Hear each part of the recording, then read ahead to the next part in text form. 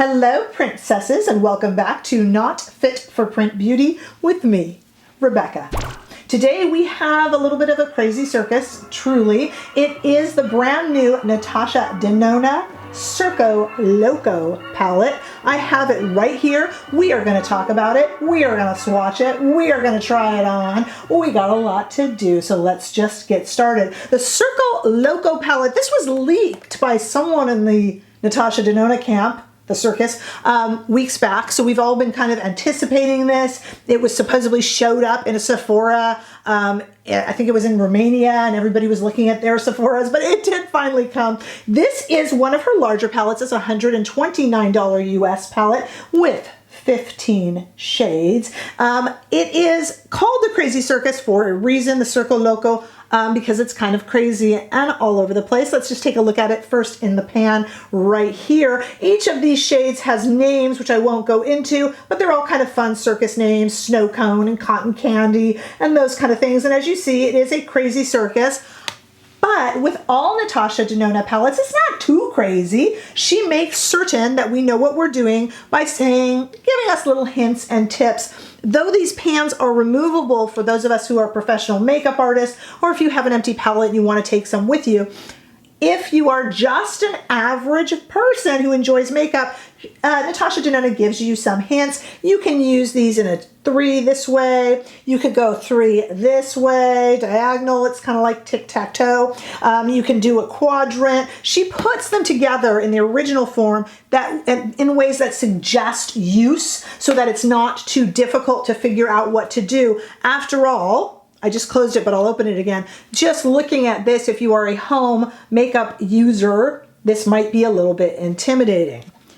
And if you want to talk intimidating, think about some of the photos we have been seeing online of the very gorgeous but very editorial looks that have been made with this palette. Obviously, it lends itself to these kind of beautiful, dramatic, artistic looks, which are so fun to see.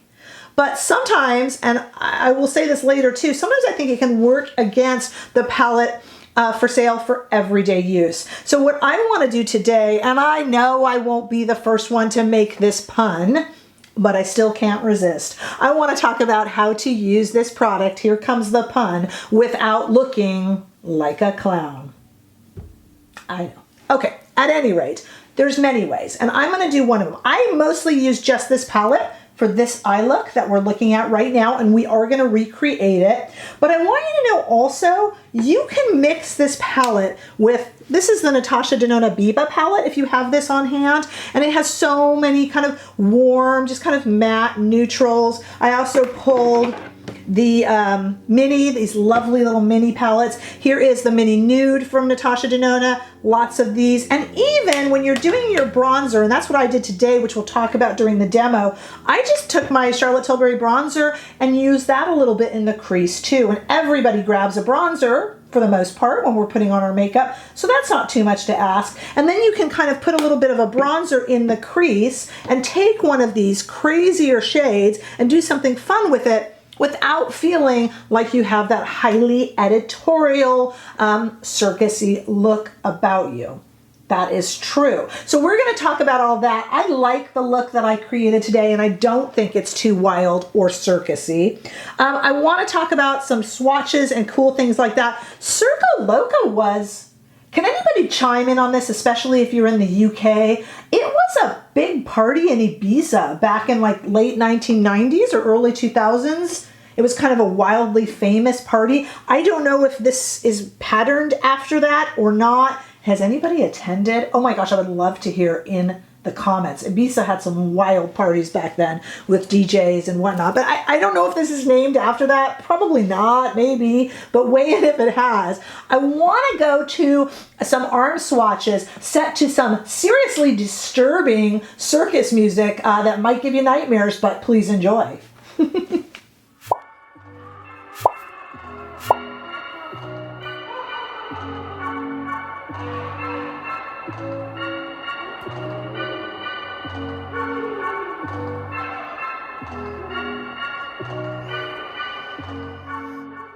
Okay, I have my brushes and the palette all ready to go, but I want to show you something I did in preparation. We talked about using kind of a matte, just kind of transition shade from another palette.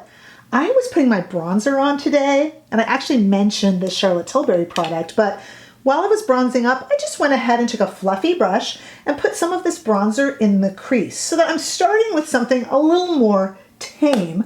Nothing wrong with starting with what's in this palette, but I didn't want something so crazy editorial. I wanted something that I could just kind of wear around and get the best use out of the palette. Even if there weren't a pandemic and I were going out a lot and to a lot of events and stuff for work, I probably wouldn't wear that kind of an editorial. I might, but probably not. Okay, so now that I have that bronzer in the crease, I am going to start as tame as one can in this palette with this Cotton Candy, is the name of it, pink color on the top right there.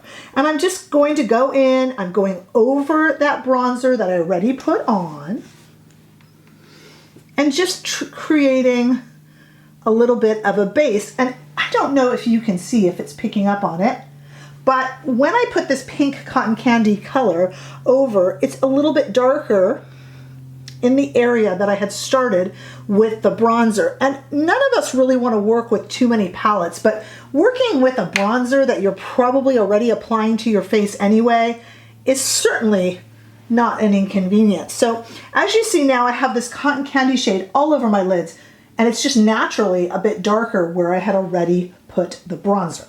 Okay, so I think I want to do an orange look. My sweater here has some orange on it and some yellow, but let's go with that kind of sunshiny orange.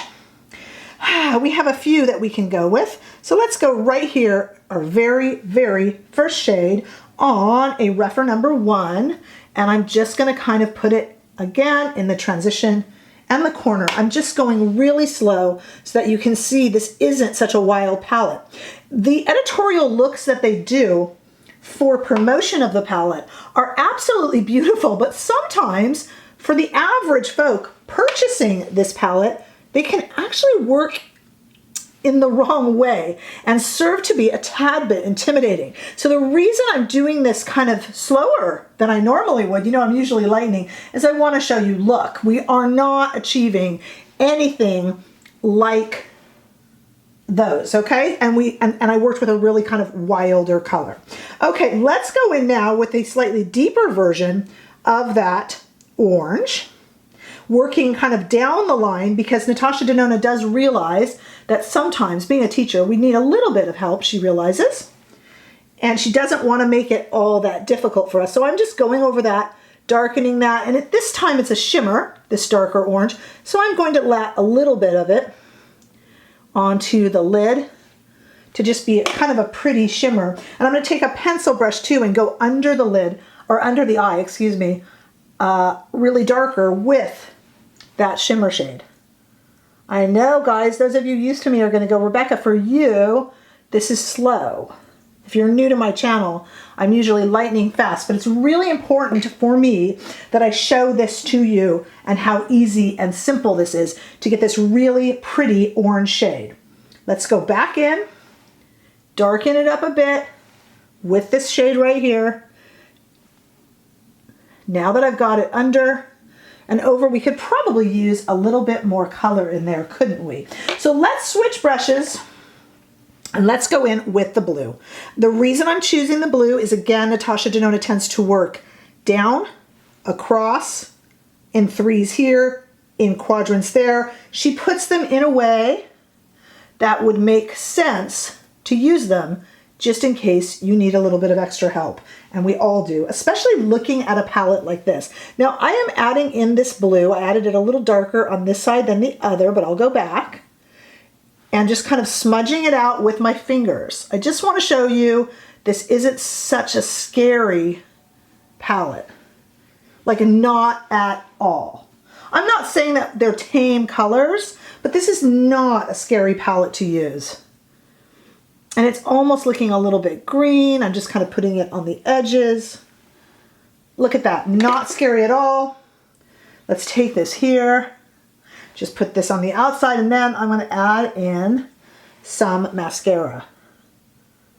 I mean, look, not scary at all. I have to even it out a bit, but you get the idea. Let me put some mascara on. Okay, we're back. Now I did do a little something behind your back that I wanted to confess to. While I was putting on my mascara, I thought, it needs a little something. So I did take this shade right here, Snow Cone right here, and I did put a little of that in the corners and a teeny bit underneath.